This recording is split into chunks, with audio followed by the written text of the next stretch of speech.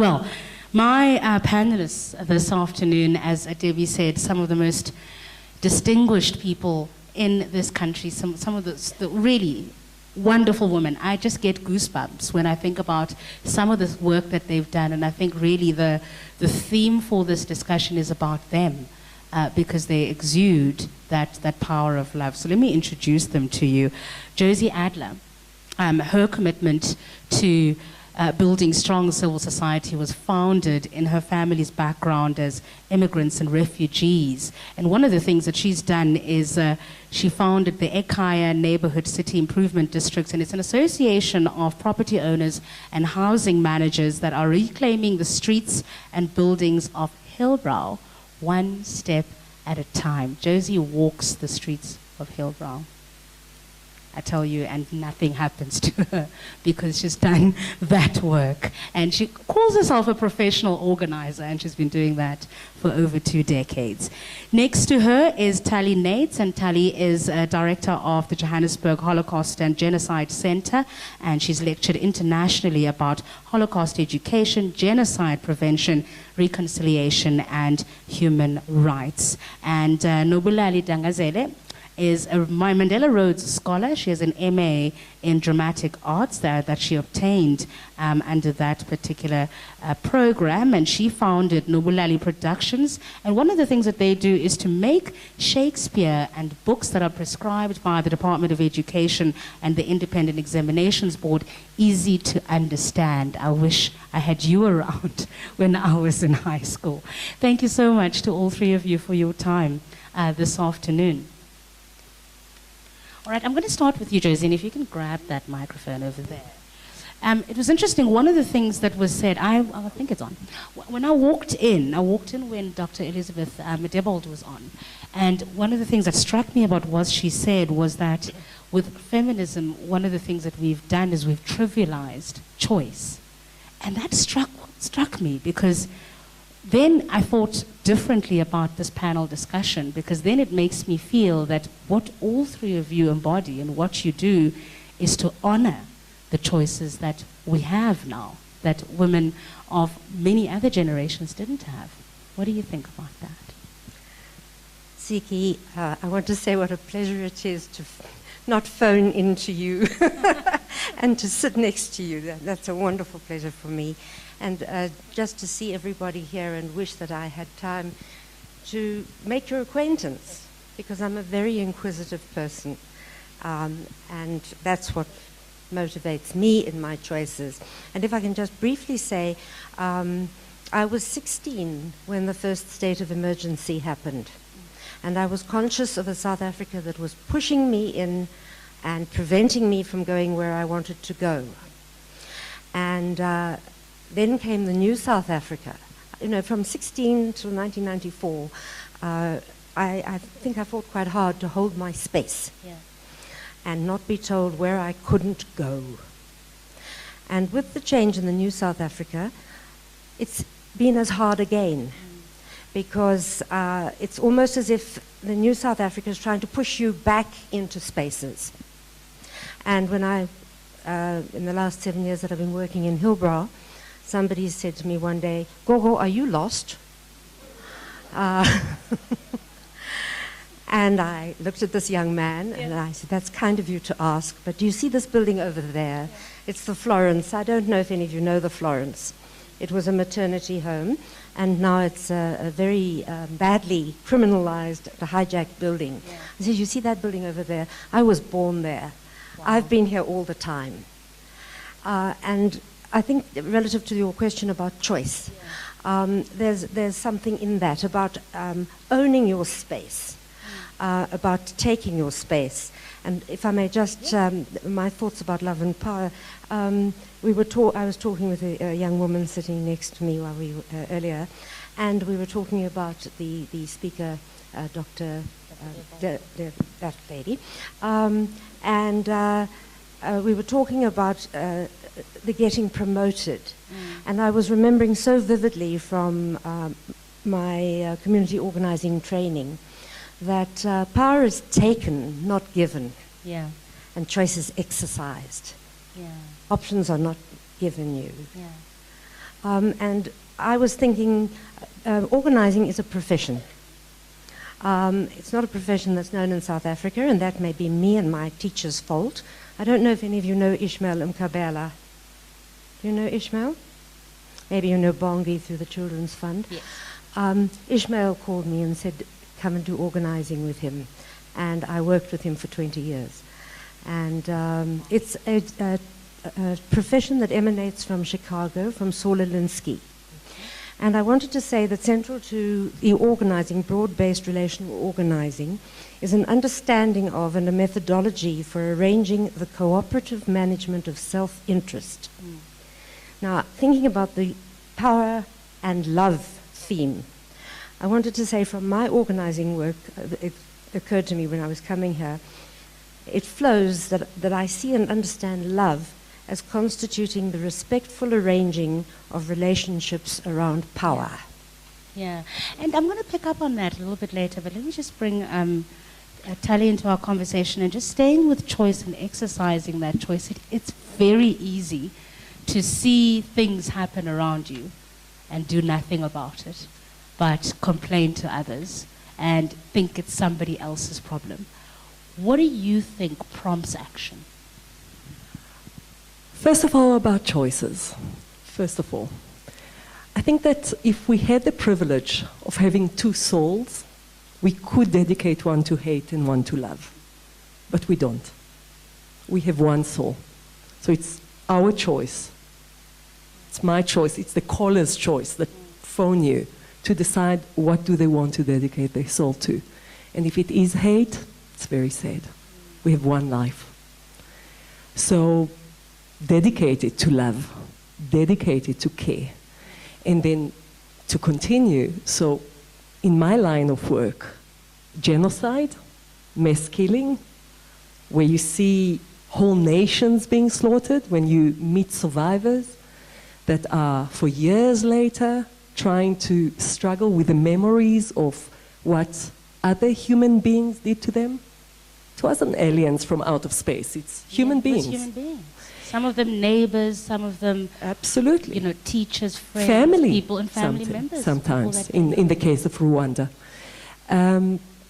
So it is the choice, what Elizabeth spoke about before and what Josie spoke about before, the choice is really in our hand. And the choice is between being a perpetrator or being a bystander. Most of society, most of us, we are bystanders every day. I am a bystander every day. You can't be an activist all the time, even Josie. And Josie is very, very active. But we can't be active all the time. Yeah. But the thing is to choose to be active as much as you can. Yeah. Choose to make a difference in someone's life, in the world that you care about. So your world, you have to decide what is your world, and then you act. And I'll tell you a little story, very little, to end this. Because I deal with so many people that suffered so much, a lot of what I learn and what I care about comes from stories. So in Pretoria, there was a Dutch gentleman that died last year. He was 87 years old, Jaap van Proestig. And Jaap lived in the Netherlands during the Second World War. As a lawyer, he saved the lives of more than 150 Jewish men, women, and children from the Nazis. He was 21 years old. Okay, 150 people. How did he save them? He forged papers. And he declared that they were Christians, and he invented even a stamp to say that you're Christian. So the Nazis will not accept any other certificate, only with the forged stamp of Jaap. Okay? That is courage, that is action, that is activism. I asked Jaap many years ago, why did you do it? Why did you do it? And he looked at me as if I'm absolutely crazy. And he said, what do you mean? If you will see a person drowning, wouldn't you jump and save that person? I had to do it. You know, I kept quiet. I didn't want to tell him that I am not a good swimmer. That that I am not going to jump to save you, Lolly. But I will call you, Siki, and I'll say, you will do it. Or help, someone do it, okay? Yeah. Now, I'm telling it in a funny way, but the fact is, we have to move ourselves to make a difference not only in our personal life, but in society, in community, in our circle. And when I open it to the floor, this is a question I want you to think about, and maybe we can talk a little bit about that as well, is what motivates you to action? Is it somebody in distress? Is it because of an experience you've gone through in the past that when you see someone going through the same thing, you are prompted to act? What prompts you not to act? It reminds me of what you were saying about that saying, and I can't remember off the top of my head who said it, that evil prevails when good men do nothing. So I want to know what prompts you into action, but we'll do that in a moment. I was looking at the tweets because I only got here sort of mid-afternoon, and an earlier one from Puti Mahanyelo, who was speaking a little bit earlier, CEO of Shanduka, saying that women are starting businesses at twice the rate of men. And one thing that I found looking at some of the statistics on entrepreneurship is that many of those are social enterprises. Now, Lali, you could have gone off and started your own business doing anything other than what you were doing right now. So what prompted you in this direction? Firstly, I'm an actor by profession. So I've acted for about 7 years in the industry, and I really enjoyed that. But when I was doing my studies and you realize that there's something about being a consumer of knowledge, and there's something inspiring about being a creator of knowledge. Now, for people that have gone through varsity, you know how painful it is to write that dissertation or that essay. But the reward at the end of the day, to have something that sits in a library at an institution of higher learning that has your name on it, for me was a great honor.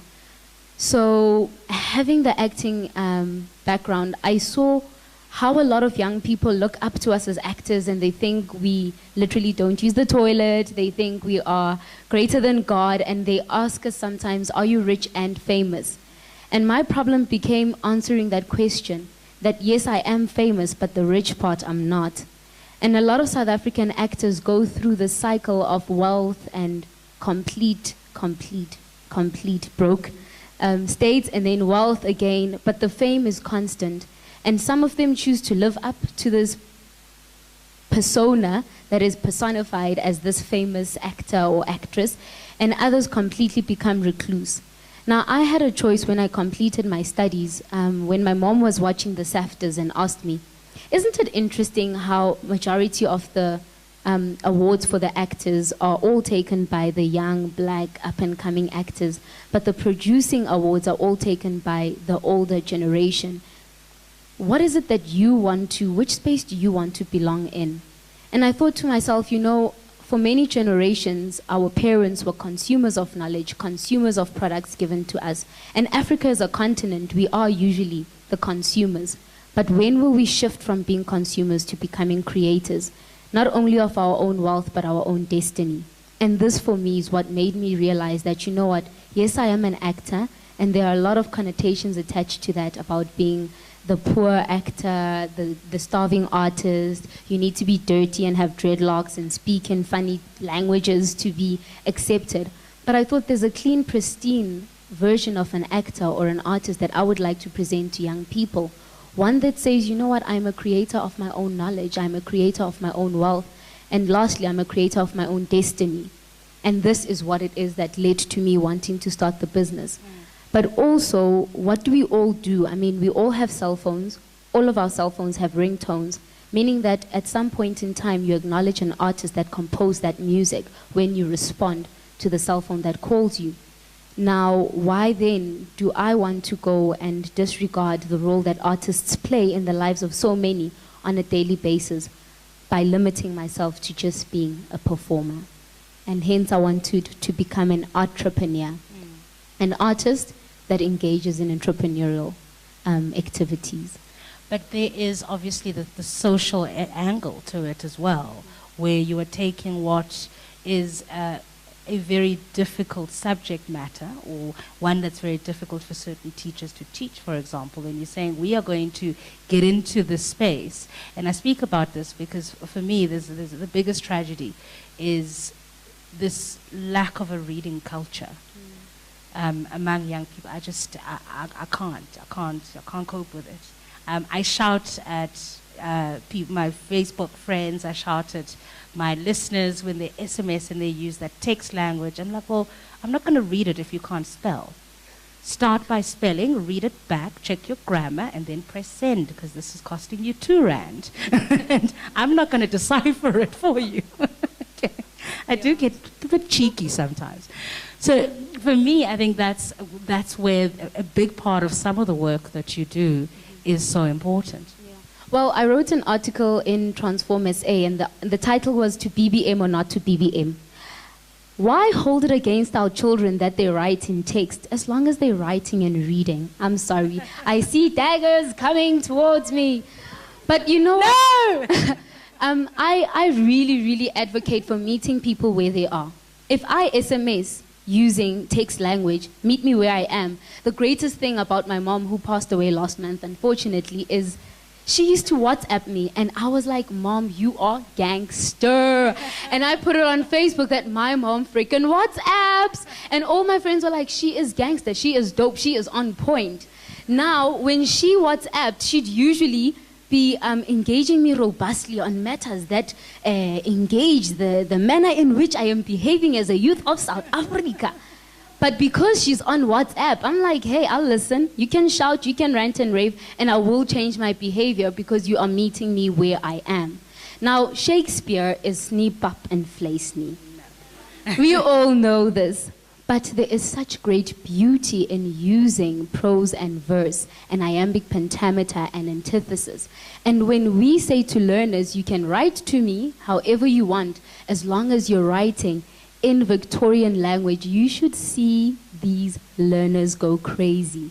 And there's these learners in Limpopo who call themselves the Willie Shakers. Because, and I tried to explain why we can't open a Facebook page for them, but they went and did it themselves. But the Willie Shakers are based in rural Limpopo, and all they do is speak to each other in Elizabethan language when Shakespearean is around. These are grade 8s all the way up to grade 12s. This is a school that should, according to all rules and regulations, not even know who Shakespeare is. But they command the verse in such an amazing way. We had, yes, that does deserve a clap. We had a lady called Tracy Irish from the Royal Shakespeare Company coming and looking at what we're doing in various parts of South Africa with Shakespeare. And she went and saw the Willie Shakers. And they were wearing stockings, okay? And they stuffed the stockings with blazers on the side so that they've got those tights that men used to wear in those days. And they spent 7 days. 7 days. These kids are in grade 8. They spent 7 days. They learned the entire Romeo and Juliet and not reiterated, they performed the entire play for Tracy.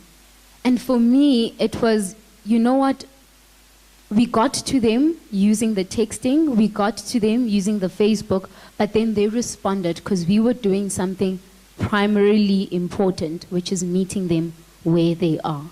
So I think there's a black and white. The one thing I will agree with you on, though, is people make fun of the Daily Sun. That newspaper has the highest circulation, and it's gotten people reading. So I don't care if they're reading about Tokoloshes, as long as they are reading. So I saw a headline today. I saw a headline for Daily Sun. It says, Mavis finally dies. I was like, who is Mavis? And why is it so great that she's dead? But I'm like, I need to get that, you know? So they're meeting people where they are. I saw that headline and I thought, who on earth is Mavis? Am I going to look stupid? But I want to come back again and talk about community, because really, I must say something. Jersey, I live in Killarney, right? Literally right by the wilds. And I can't tell you the last time I went past the wilds towards Hillbrow, that part of the world scares me. 7 years ago, what prompted you?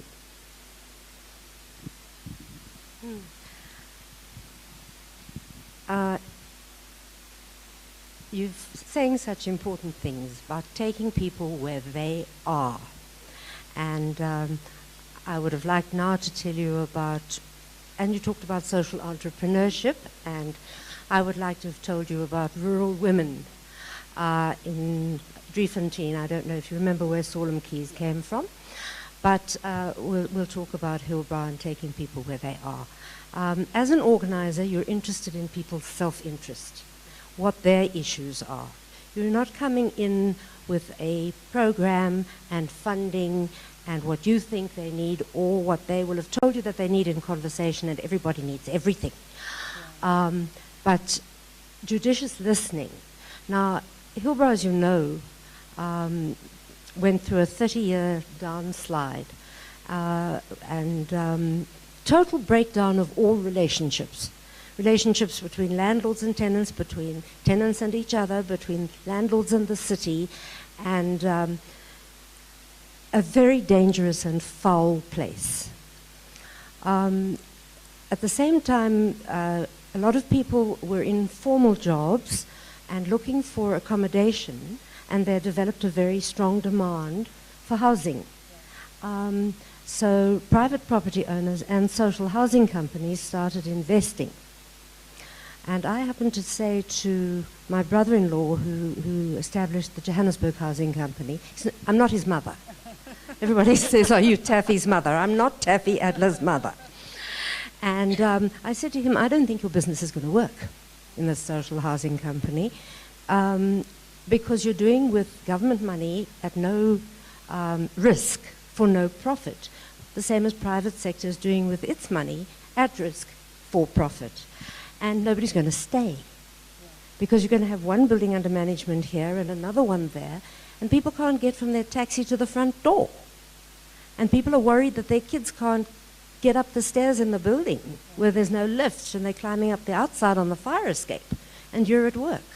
All that's happened is an increase in stress.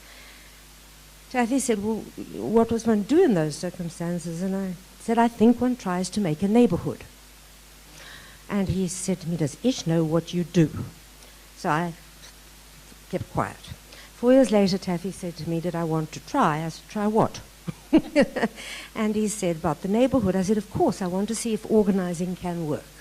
But I need leaders. Organizers can't work without leaders. An organizer is like a spoon, a powerful spoon.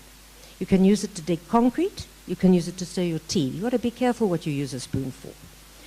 But if you've got leaders who know how to use that spoon, we can see what we can do. So Johannesburg Housing Company found Trafalgar Properties, and I set about going in the streets and going into, at that stage, 33 buildings to try to find the owners. And there they were sitting miserably. One man showed me a file this thick. He says, I've been writing to the city for 9 years. They must come and clean this place up. It's foul.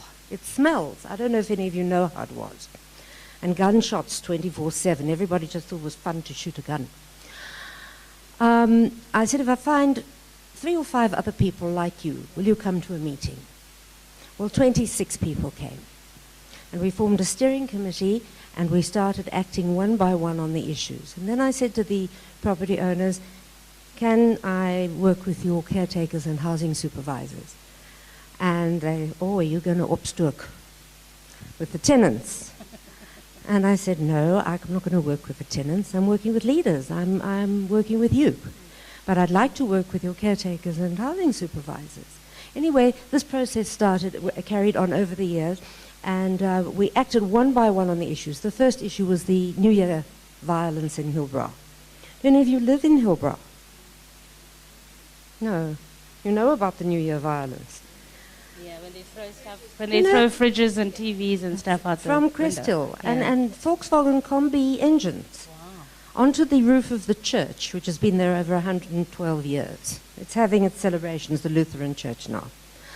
80,000 rand, 100,000 rand damage every year. I say to people, Mama, we're no yapi.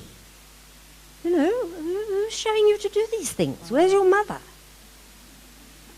I mean, hey, because that's what it's about. How can you take leave of your senses and the rest of us all come to look what's happening? Because it's such And do fun. nothing about it. To see This is people fun. throwing tires off balconies onto the police cars. Yeah. I mean, yeah. So that was the housing supervisors issue. Well, may I tell you what happened? We did a campaign. This was a campaign with 33 A3 posters. Yeah. There was no money.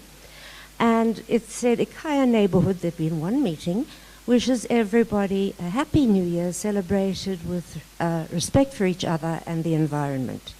And the second sentence said, we appreciate the efforts of the authorities to maintain zero tolerance of bad behavior. And then it listed the name of the 26 buildings that had come to the first meeting.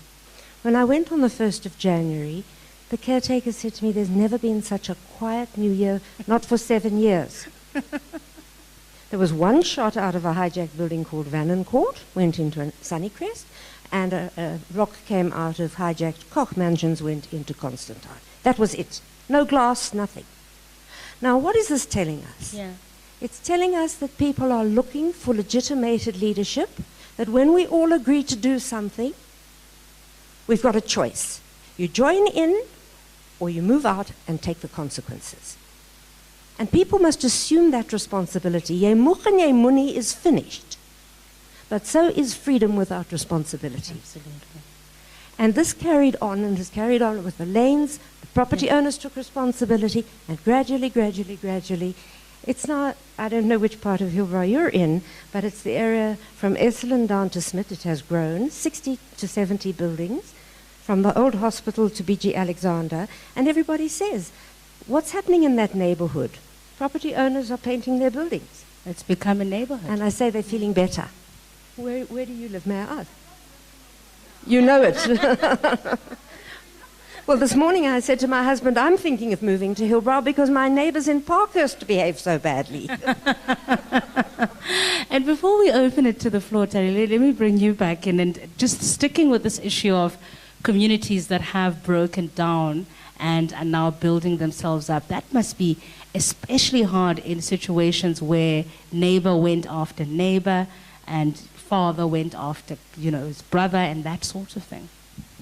Absolutely, and I think that we have to also look at ourselves, at South Africa. Thank God, we never went into that route of genocide. Please remember that in April 1994, when we were voting, and how many of us were voting then, I'm not sure of those of you of that generation that voted in that first election in April 1994, 3.5 hours away, just take a flight from OR Tambo now, every day, in Kigali, Rwanda, the same month, the same year, April 1994, started a genocide that took the lives of over 800,000 Tutsis and moderate Hutus in 100 days, 3 months. Okay? So, first of all, we in South Africa did not pay attention much to what was going on. We were celebrating. The media of the world was here, covering the good story. Okay, so I just want to do a little bit of calculation because we had our painful past, and a society very close by in the same continent had a very painful past. Not comparing suffering. Suffering is suffering. We're going through our issues. We have our choices and our things to deal with. But how do you get out of that? How do we do it?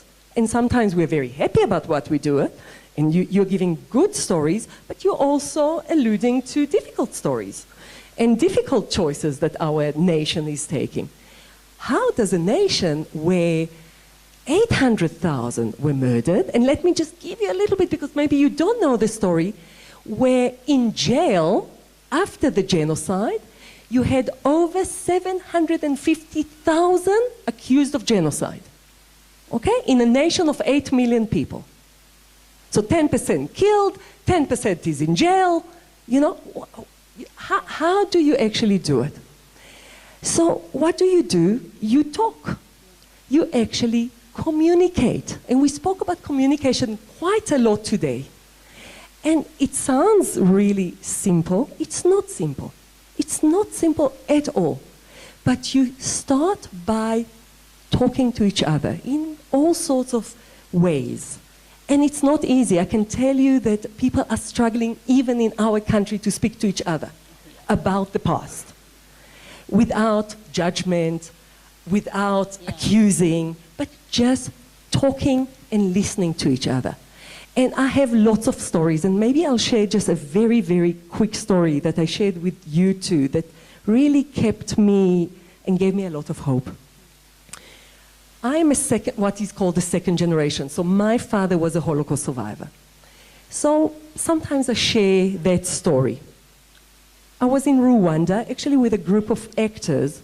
I had the opportunity to go with the play Truth in Translation. It was about our experience in South Africa of the Truth and Reconciliation Commission, the TRC, and how the interpreters of the TRC had to tell the story in all languages.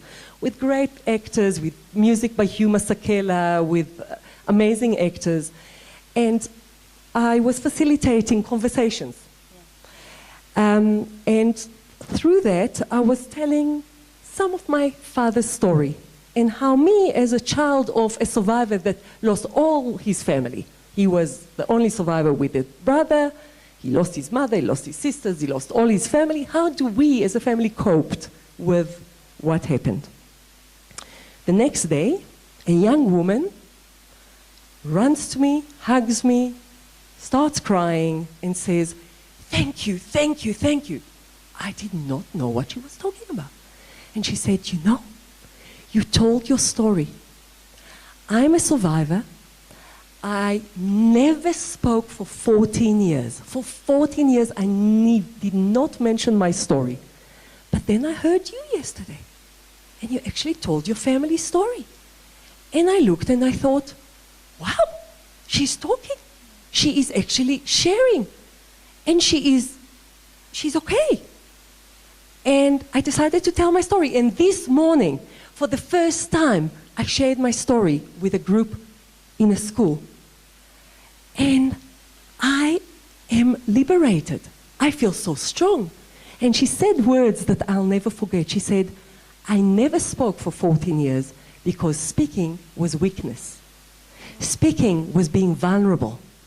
Because don't forget, many women were raped in Rwanda, and there were many, many, many very difficult stories about speaking about your story." She said, "But I saw you, and you spoke about your family, you spoke about your murdered aunts, and you spoke about your murdered grandmother, and you looked like a strong woman." And I decided that speaking is strength. And I started to speak. So to answer by that story, communicating, speaking, really speaking to each other. That is the only way. There is no shortcuts. There is no shortcuts. We have to see each other as human beings. We have to hold hands almost with the killer. I'm afraid to say it, but that's what they do in Rwanda.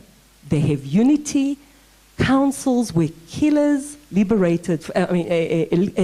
killers with survivors, with wives of killers are sitting together and talking.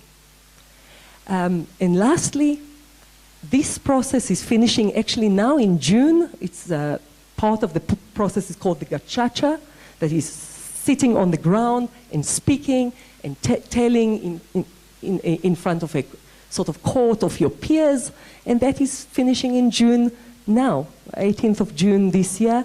And this is the only process that could create some kind of a way to live with each other. Neighbor next to neighbor, families together. And as you say, there's no shortcuts, eh? No shortcuts. Any questions?